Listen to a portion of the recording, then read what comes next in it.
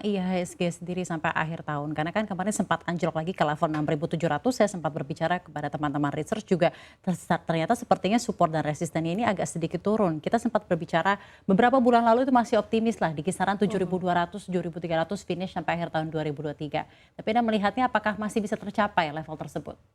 Ya sebenarnya kalau kita lihat resist paling dekat itu ada di 6.966, dikit lagi di area 7.000. Kemudian kalau untuk supportnya sendiri ada di 6.807 ya. Jadi kalau kita lihat memang karena banyaknya sentimen dari luar nih yang memang membuat derasnya outflow asing yang membuat di mana investasi di Indonesia ini belum begitu menarik karena di US ini masih jauh lebih menarik dibandingkan di RI. Tapi kalau nantinya hingga akhir tahun bahwa Bank Indonesia kembali menaikkan suku bunga untuk stabilisasi rupiah, kemudian juga untuk memperkuat pasar asing di RI, ini mungkin kemungkinan juga ini akan disambut positif untuk IHSG dan juga rupiah. Tapi perlu diingat bahwa untuk The Fed sendiri juga akan berencana masih menaikkan suku bunga hingga Desember nanti, bahkan mungkin menyentuh level di 6%. Jadi tidak menutup kemungkinan bahwa bisa jadi ini akan menjadi sentimen negatif bagi pasar Indo dan kembali lagi IHSG harus terkoreksi di akhir tahun. Tetap ada bayang-bayang dari hawkishnya The Fed ya sampai akhir tahun ini berarti ya Iya. tentunya.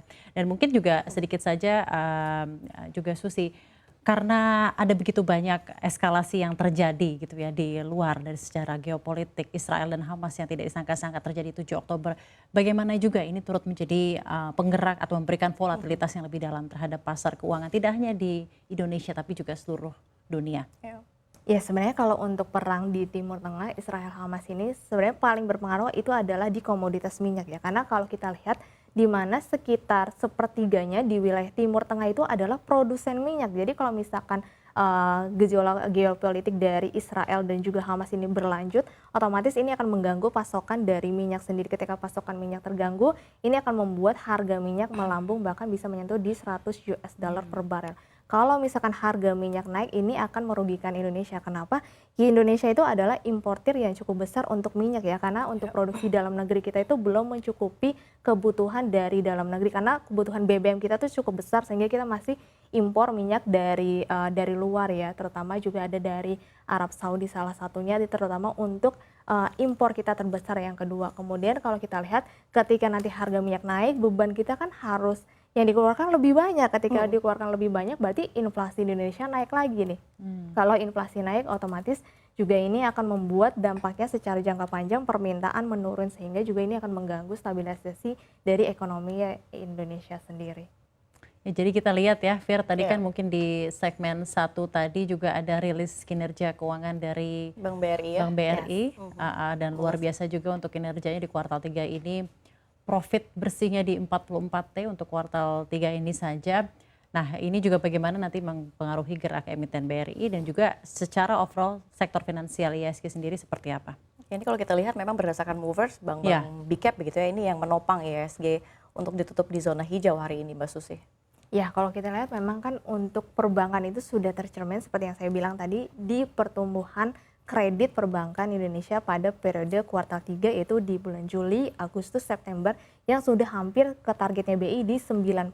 Jadi memang sudah tercermin dari situ sehingga kalau kita lihat hasilnya ternyata sesuai dengan pertumbuhan kredit. Karena untuk laba Bank BCA, Bank BRI itu salah satunya ditopang dari pertumbuhan kredit. Jadi memang pertumbuhan kredit ini sejalan dengan kinerja dari perseroan masing-masing perbankan terutama bank-bank big caps yang memiliki likuiditas yang cukup besar. Dan ini memang menjadi hal menarik dikarenakan Bank BCA, Bank BRI ini labanya terus bertumbuh meskipun banyak yang bilang valuasinya sudah kemahalan, tapi ternyata kalau kita lihat kemarin BCA di 6.000, 7.000 bilangnya mahal, tapi ternyata masih bisa naik ke 9.000 ya. Kemudian BRI di 4.000 mahal, ternyata masih bisa naik ke 5.000-an lebih. Jadi memang kita nggak bisa menilai hanya secara dari rasio saja, tapi kita harus melihat dari pertumbuhan kinerja secara laba dan juga IPS-nya.